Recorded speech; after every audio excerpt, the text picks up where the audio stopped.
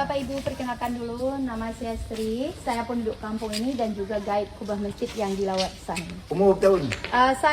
Kejadian tsunami umur saya 19 tahun. Oh, 19 tahun. Saya akan cerita pasal kubah ini dulu, nanti akan saya jelaskan juga tentang perkampungan dan kita-kita di sini. Tentang kubah kita ini, kubah ini adalah kubah masjid yang dihanyutkan oleh gelombang tsunami-nya, yaitu pada tarikh 26 Desember 2004 yang lalu. Kubah ini, masjid yang sebenarnya itu bukan di sini tempatnya, tetapi masjid itu berada di sebalik bukit yang tinggi itu dengan jaraknya daripada tempat ini yaitu 2,5 km perjalanan. Tsunami yang membawanya sampai ke sini. Kubah ini pun dia datang itu dengan tapak lantai dia sekaligus. Tapak lantai yang dimaksud itu adalah berada di bawah ini. Sepinggang ke bawah kita, kedalamannya sepinggang itu ada tapak lantai persegi yang ikut terbawa sekaligus. Bundaran tengah yang hitam ini adalah bawaannya, bukan kami buatkan. Tiang-tiang ini pun adalah bagiannya juga, bukan yang kami binakan. Jadi kubah ini dari tapak lantai, bundaran tengah, atas semua bagian dia. Kami tidak membuat apapun di kubah ini kecuali catnya saja yang ada kami ganti-gantikan. Perjalanan kubah ini dari balik bukit sana datang ke sini, dia masuk melalui tepi bukit, mengikut arus air yang datang. Dia dihanyutkan sampai ujung bukit sana dulu, lepas itu patah balik, terakhir jatuh di sini. Dan saat itu kubah ini ibarat kapal penyelamat, karena di atas bundaran tengah inilah ada yang selamat saat kejadian itu. Mereka adalah orang kampung daripada balik bukit sana, dan juga yang selamat itu kebanyakan adalah saat itu orang dewasa, bukan anak-anak ataupun bukan orang tua sekali. Dan saat kejadian tsunami itu, kubah ini mengapung itu dengan ketinggian air yang membawanya itu tinggi, setinggi pokok kelapa yang ada di tepi bukit itu, 30 meter itu airnya. Dan juga saat kejadian itu, benda ini mengapung. Padahal ini batu, patutnya tadi sudah tenggelam, tetapi dengan izin Allah, dengan kuasanya Allah, benda seberat 80 tan ini dari tapak lantai sampai ke atas itu kita perkirakan 80 tan terapung, dan juga dengan keadaannya tidak terbalik, tidak terguling, tidak tenggelam.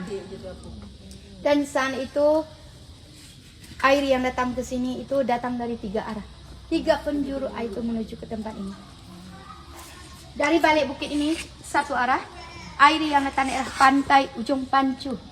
Dari balik bukit ini 1 arah lagi, air yang datang dari pantai Lampu. Dan 1 arah lagi dari arah sana, air yang datang dari pantai Ulele. Ketiga arah air itu tadi, itu yang menyebabkan perkampungan ini hancur.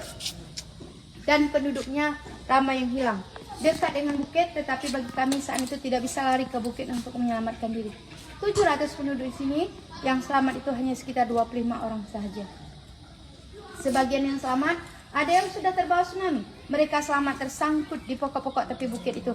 Dan masa itu yang selamat itu adalah anak-anak. Ada yang berumur 5 tahun, 8 tahun, 12 tahun. Seperti itulah yang selamat. Dan ada sekitar 25 orang lagi berada dekat luar. Luar itu bukan di luar Aceh, tetapi hanya di luar perkampungan ini saja. Seperti Sri sendiri, rumah Sri di tempat bas yang berhenti itu tadi. Masa itu Sri berumurnya 19 tahun dan saat itu Sri sudah menikah. Baru saja setahun Sri menikah. Diberi keselamatan oleh Allah daripada tempat ini saat itu. Bersebabnya sebelum berlaku gempa dan tsunami itu terjadi, tak lama, tak jauh daripada tempat ini, saya dengan suami saya keluar dari sini hanya untuk melakukan persalinan anak pertama. Dengan sebab itulah kami selamat.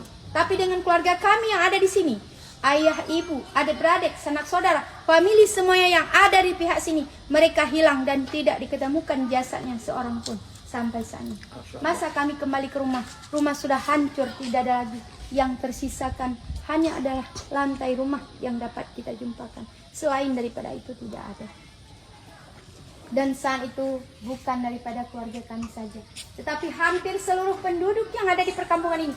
Ada 650 orang penduduk itu dinyatakan hilang dan tidak didapatkan mayatnya 1 orang pun sampai detik ini. Yang di sini habis semua kakak. Ayah, ibu, adik-beradik, semua yang ada di sini itu dari pihak suami habis semua, tidak ada lagi yang tersisakan. Dari pihak keluarga saya, ada saudara-saudara ibu saya yang berada di sini, mereka juga ikut hilang. Dan juga di tempat kami ini, setelah kejadian tsunami itu, hancur semuanya. Saat itu masih ada yang tersisa satu tempat, yaitu rumahnya Allah. Masjid yang berada dekat depan tadi, itulah masjid yang selamat di sini. Namanya Masjid Tunku Syekh Maharajapura. Dan di ujung bukit sana, kita juga punya satu pondok belajar agama. Yang dulu dekat pondok itu ada sekitar 200 orang pelajar. Tetapi saat terjadi tsunami, dari 200 pelajar dekat situ hanya 4 orang yang selamat. Tidak ada yang mengetahui air itu datang. Air yang datang itu begitu cepat dan hanya dalam sesaat saja. Hanya dalam hitungan 15 menit air itu datang dan pergi kembali. Bayangkan hitungan 15 menit itu. Sehebat pun aku, sekuat pun aku, tidak akan mampu kita capai bukit itu kalau bukan Allah yang berkehendak menyelamatkan kita. Dan juga dengan tempat ini yang dilawat ini adalah dahulunya sawah padi. Tak ada rumah, tak ada jalan untuk menuju kemari. Setelah kejadian tsunami lah kerajaan membuatkan jalan dan tempat ini pun baru saja dilantaikan. Tahun 2022 yang lalu ini tempat dilantaikan. Dan juga di belakang ini ada juga satu musola yang kami bangun, yang sepetak tanah adalah wakaf daripada orang Malaysia yang datang ke sini, yang berasal daripada Kedah Malaysia. Dia membeli tanahnya, dia mewakafkan. Lalu dari hasil sumbangan pelawat yang datang ke sini kami kumpulkan, kami buatkan tempat sholat ini. Sedikit lagi saya akan tunjukkan satu dokumen tentang kubah yang ada di tempat ini. Inilah gambar yang sebenarnya tentang kubah ini. Dari gambar ini dapat dilihat bentuknya original, tidak ada yang diubah selain dari catnya saja. Dari atas sampai ke bawah dia punya semuanya. Bundaran tengah dulu putih, sekarang dihitamkan, itu adalah bawaannya. Tiang-tiang sebanyak 24 tiang itu adalah bawaannya. Dan juga posisi Bapak Ibu duduk saat ini berada di tepi ini. Dan sekarang kalau kita duduk di tempat itu, dulunya menjuntai ke bawah. Sepinggang ke bawahnya di sinilah. Sepinggang ke bawahnya. Sepinggang ke bawahnya. Dan ini ada tapak lantai persegi yang ikut terbawa. Dan juga masih ada mayat di sekitar ini saat pengambilan gambar. Tetapi di gambar tidak kami tunjukkan.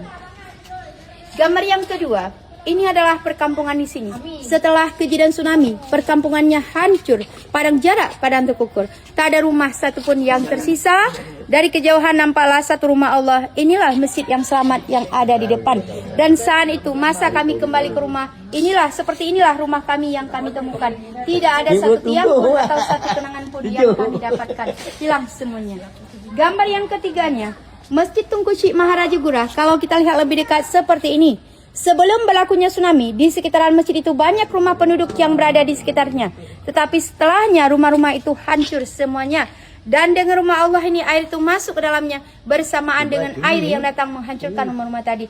Tetapi dengan rumah Allah tidak ada satu tiang pun yang patah daripadanya, kecuali kaca tingkap yang jatuh bersebab dengan gempa itu tadi. Kenapa Sri buatkan bentuk masjid ini? Karena saat itu kalau kita ingin melihat bentuk masjid ini, samalah dia bentuknya seperti ini. Kami tidak punya dokumen dia, tetapi hanya bisa memberi contohnya seperti ini. Dan tadi tapak lantai yang kita maksudkan ikut terbawa itu adalah tapak lantai inilah yang ikut terbawa sekaligus. Yang ada dekat bawah yang sudah tertanam di kejadian ini. Tadi malam pun saya bermimpi lagi dengan keluarga. Mungkin itulah mereka menampakkan diri untuk kita banyak berdoa kepada mereka.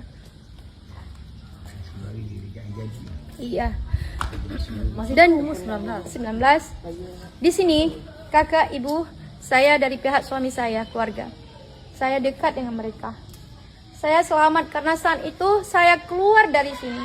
Saya melakukan persalinan. Sebelum saya keluar, mertua saya mengatakan, "Sri, kamu keluar dari kampung ini untuk melahirkan di tempat yang lain." Karena saat itu saya dan suami saya itu dicari-cari orang, dicari-cari oleh askar Indonesia. Kami adalah gerakan Aceh Merdeka. Waktu itu keluar di mana? Kami ke hospital, ke rumah persalinan. Di mana? Masih di Aceh, masih di kawasan ini. Karena suami saya seorang gerakan Aceh Merdeka, GAM, mereka mencari, tak dapat. Suami saya pun boleh. Dengan perut besar saya keluar dari sini. Hari itu saya cakap terakhir dengan mak wan saya itu. Dia kata, kamu keluar menyelamatkan diri dari sini. Nanti akan jumpa lagi dengan... Itulah kata-kata terakhir yang saya jumpa dari mulut dia yang keluar. Dan juga dengan keluarga pun hari itu juga saya tengok semua wajah mereka. Dan saat itu saya keluarlah dengan suami saya dengan hati-hati agar tidak dapat. Dan saat itu hari tsunami itu suami datang ke sini mencari keluarga, tidak dijumpakan satupun. Mayatnya pun tidak kami dapatkan. Tidak kami dapatkan seorang pun. Hari demi hari beliau mencarinya, tidak ada satupun yang ditemukan. Rumah pun saat itu hancur total, tidak ada yang tersisa lagi. Dan juga setelah itu kami kembalilah ke perkampungan.